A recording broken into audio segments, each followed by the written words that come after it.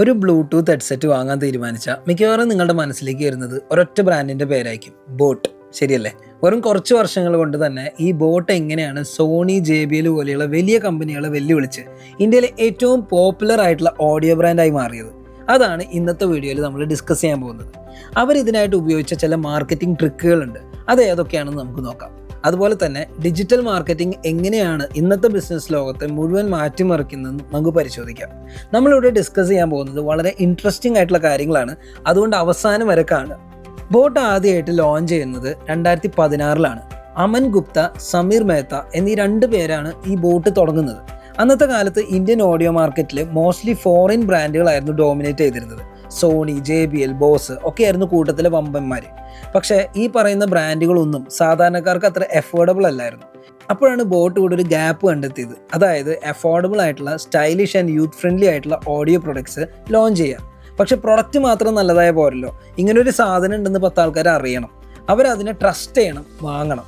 അതിനു വേണ്ടിയാണ് ബോട്ട് ഒരു കംപ്ലീറ്റ്ലി ഡിഫറെൻറ്റ് മാർക്കറ്റിംഗ് അപ്രോച്ച് തിരഞ്ഞെടുത്തത്. അവർ ഈ ട്രഡീഷണൽ അഡ്വർടൈസിംഗ് ഒക്കെ ഒഴിവാക്കിയിട്ട് ഡിജിറ്റലിലേക്ക് പൂർണ്ണമായിട്ട് ഷിഫ്റ്റ് ചെയ്തു.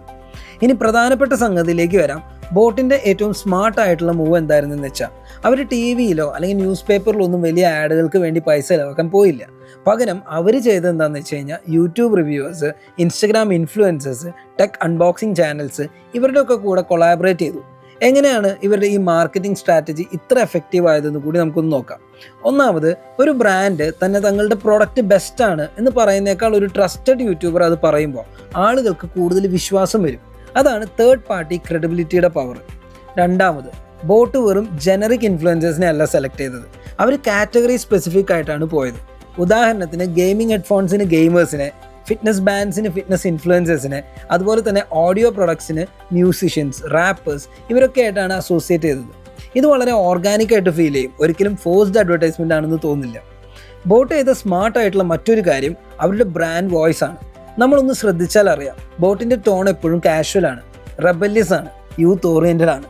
പ്ലഗ് ഇൻ ടു നിർവാണ പോലുള്ള tag lines, colourful product designs, trendy packaging ഇതൊക്കെ സോഷ്യൽ മീഡിയയിലേക്ക് വരുമ്പോൾ വളരെ പ്ലീസിങ് ആയിട്ടുള്ള കോണ്ടന്റുകളാണ്. ഇത് മീം കൾച്ചറിനും പിന്നെ റീൽസിനും ഷോർട്സിനൊക്കെ പെർഫെക്റ്റ് ആയിട്ടുള്ള ഫിറ്റ് ആയിട്ടുള്ള ഒരു സംഗതിയായി മാറി. അതായത് അവരുടെ മാർക്കറ്റിംഗ് കോണ്ടന്റ് തന്നെ സോഷ്യൽ മീഡിയയ്ക്ക് വേണ്ടി ഡിസൈൻ ചെയ്തതാണ്, അല്ലാതെ TV-ക്കോ ന്യൂസ് പേപ്പറിനോ ഒന്നും വേണ്ടിയിട്ടല്ല. ഇനി വളരെ അണ്ടർ റേറ്റഡ് ആയിട്ടുള്ള വേറൊരു പോയിന്റ് പറയാം. സാധാരണഗതിയിൽ ഇത്തരം പ്രൊഡക്റ്റുകൾക്ക് മാർക്കറ്റിംഗ് മാത്രം പോരല്ലോ, അതിൻ്റെ ബൈയിങ് പ്രോസസ്സും ഈസി ആയിരിക്കണം. അതുകൊണ്ട് ബോട്ട് എന്ത് ചെയ്തു? അവർ ആമസോൺ, ഫ്ലിപ്കാർട്ട് പോലുള്ള മാർക്കറ്റ് പ്ലേസുകളിലും അതുപോലെ തന്നെ അവരുടെ ഓൺ വെബ്സൈറ്റിലും ഒരേ സമയം അവരുടെ പ്രൊഡക്റ്റുകൾ സെല്ല് ചെയ്തു. സോ ഒരു ഇൻഫ്ലുവൻസർ ഒരു പ്രൊഡക്റ്റ് ഷോ ചെയ്യുമ്പോൾ വ്യൂവേഴ്സിന് അപ്പം തന്നെ ഒരൊറ്റ ക്ലിക്കിൽ തന്നെ ഈ പ്രൊഡക്റ്റ് ഓർഡർ ചെയ്യാനും പറ്റും. ചുരുക്കി പറഞ്ഞാൽ, കോണ്ടന്റ് കാണുന്നതും പർച്ചേസ് ചെയ്യുന്നതും തമ്മിലുള്ള ഗ്യാപ്പ് ബോട്ട് വളരെയധികം ചെറുതാക്കി. അതാണ് അവരുടെ കൺവേർഷൻ റേറ്റ് കൂടിയത്. ഇത് വളരെ ഇമ്പോർട്ടൻ്റ് ആയിട്ടുള്ളൊരു കാര്യമാണ്. ഒരു ഡിജിറ്റൽ നേറ്റീവ് ബ്രാൻഡ് ആയതുകൊണ്ട് ബോട്ടിന് ഒരു അഡീഷണൽ അഡ്വാൻറ്റേജ് കൂടി ഉണ്ടായിരുന്നു, റിയൽ ടൈം ഡാറ്റ. ഈ റിയൽ ടൈം ഡാറ്റയുടെ ഗുണം എന്താണെന്ന് വെച്ചാൽ, സാധാരണ TV ആഡ് ആണ് ഇടുന്നതെങ്കിൽ അതിൻ്റെ റിസൾട്ട് അറിയാൻ ചിലപ്പോൾ മാസങ്ങളെടുക്കും. പക്ഷേ ഡിജിറ്റൽ ക്യാമ്പയിനുകളിൽ ഏത് കോണ്ടന്റ് വർക്ക് ചെയ്യുന്നു, ഏത് ചെയ്യുന്നില്ല എന്നൊക്കെ നമുക്ക് പെട്ടെന്ന് തന്നെ അറിയാൻ പറ്റും. അപ്പോൾ ക്യാമ്പയിനുകൾ അതനുസരിച്ചിട്ട് ഇമ്പ്രൂവ് ചെയ്യാനൊക്കെ പറ്റും. ഇതൊരു ലെഗസി ബ്രാൻഡിന് ചെയ്യാൻ പറ്റുന്ന കാര്യമല്ല, കാരണം അവരുടെ മാർക്കറ്റിംഗ് സൈക്കിൾസ് വളരെ സ്ലോ ആണ്. ബോട്ടിൻ്റെ ഈ സക്സസ് സ്റ്റോറി ഒരു ഐസൊലേറ്റഡ് കേസ് അല്ല, ഒറ്റപ്പെട്ട കേസ് ഒരിക്കലല്ല. മാമ എർത്ത്, വാവ് സ്കിൻ കെയർ, ഷുഗർ കോസ്മെറ്റിക്സ് ഇതുപോലെ ഈ ജനറേഷനിലെ പല സക്സസ്ഫുൾ ഇന്ത്യൻ ബ്രാൻഡ്സും ഇതേ പ്ലേ ബുക്ക് തന്നെയാണ് ഫോളോ ചെയ്ത് വന്നിട്ടുള്ളത്. Digital first, influencer led, data driven, community focused marketing. ഇത് കാണിക്കുന്നത് ഡിജിറ്റൽ മാർക്കറ്റിംഗ് എങ്ങനെയാണ് ഇന്നത്തെ കാലത്ത് എൻറ്റയർ ബിസിനസ് ലാൻഡ്സ്കേപ്പിനെ മാറ്റിമറിക്കുന്നത് എന്നാണ്. മുൻപ് മാർക്കറ്റിംഗ് എന്നൊക്കെ പറഞ്ഞാൽ വലിയ ബഡ്ജറ്റുള്ള കമ്പനികൾ മാത്രം ചെയ്തിരുന്ന ഒരു സംഗതിയാണ്. TV ads, hoardings, news paper ads ഇതൊക്കെ അന്നും ഇന്നും ഭയങ്കര കോസ്റ്റ്ലി ആയിട്ടുള്ള കാര്യങ്ങളാണ്. പക്ഷേ ഡിജിറ്റൽ മാർക്കറ്റിംഗ് വന്നതോടെ മാർക്കറ്റിങ്ങിൻ്റെ പ്ലേയിങ് ഫീൽഡ് ലെവലായി. ഇപ്പോഴത്തെ കാലത്ത് എത്ര ചെറിയ ബിസിനസ് ആവട്ടെ, ഒരു ഇൻസ്റ്റഗ്രാം പേജ് തുടങ്ങി കറക്റ്റായിട്ടുള്ള ഓഡിയൻസിനെ ടാർഗറ്റ് ചെയ്ത് കുറഞ്ഞ ബഡ്ജറ്റിൽ നിങ്ങൾക്ക് വലിയ റീച്ച് ഉണ്ടാക്കാൻ പറ്റും. പിന്നെ രണ്ടാമതായിട്ട്, ബിസിനസ്സുകളിൽ ട്രസ്റ്റ് ബിൽഡ് ചെയ്യുന്ന രീതി മാറി. മുൻപ് ബ്രാൻഡുകൾ പരസ്യങ്ങൾക്ക്, സെലിബ്രിറ്റി എൻഡോഴ്സ്മെൻറ്റ്സിനെ തന്നെയാണ് ഡിപ്പെൻഡ് ചെയ്തിരുന്നത്. പക്ഷേ ഇപ്പോഴോ റിലേറ്റബിൾ കോണ്ടന്റ് ക്രിയേറ്റേഴ്സിനെ, മൈക്രോ ഇൻഫ്ലുവൻസേഴ്സിനെ, ജെന്യുവിൻ റിവ്യൂസ് ഇതൊക്കെയാണ് ആളുകൾ വിശ്വാസത്തിലെടുക്കുന്നത്. പിന്നെ വേറൊരു കാര്യം കൂടിയുണ്ട്, മെഷറബിലിറ്റി. അതായത് ഓരോ രൂപ മാർക്കറ്റിങ്ങിന് നമ്മൾ ചിലവഴിക്കുമ്പോഴും അതിന് എക്സാക്ട്ലി ROI നമുക്ക് കൃത്യമായിട്ട് ട്രാക്ക് ചെയ്യാൻ പറ്റും.